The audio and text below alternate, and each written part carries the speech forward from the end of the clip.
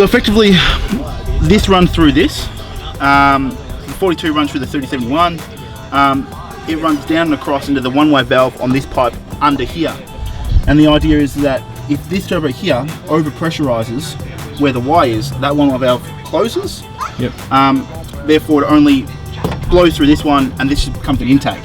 As soon as this turbo becomes more efficient or flows more air, the valve will open, and at that point it will flow through both turbos, but this one won't do much. And then it's got an external wastegate that is quite large and drops this turbo entirely, comes out of the rear housing, stops running through that, and just runs through the 42.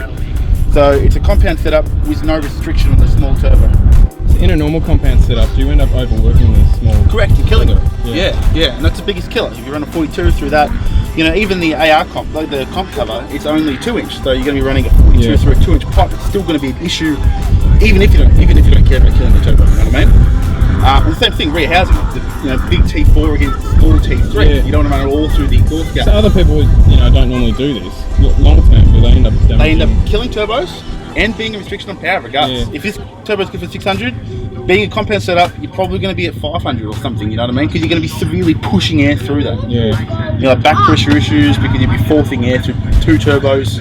I've seen quite a few different, compound turbo setups, and I guess they probably won't usually make much power though. Yeah. And that's the issue. They're great in theory, but you have all these issues. Because, as soon as you go big, you need flow. And we've been able to fix that. Before this, obviously, we did supercharger setups and stuff like that. So we're able to work with the supercharger setups, find out exactly how they work. So you originally had what supercharger? So I originally had a SC14 supercharger down the bottom and a 4088 up top to feed that in the same sort of principle, obviously without the exhaust side, but same one-way valve design, everything like that. I'm seeing full boost in the small turbo at about 3.5, 4. Yeah. Obviously, the more boost I push for the small turbo, the earlier the big turbo comes on. But that turbo is still coming on about 4.9, where without the setup, it was coming on at 7.1. So the fact is, as soon as that turbo comes on, it brings me to 5. When this one comes on, it all happens straight away.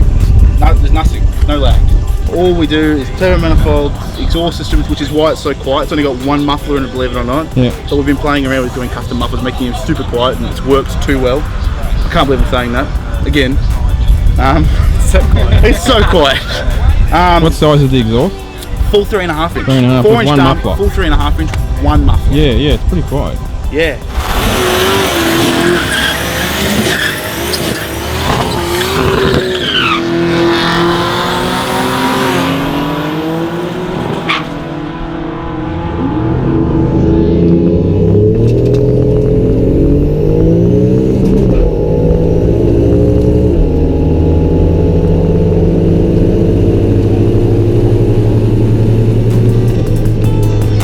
Fastest Stagea in Australia right here.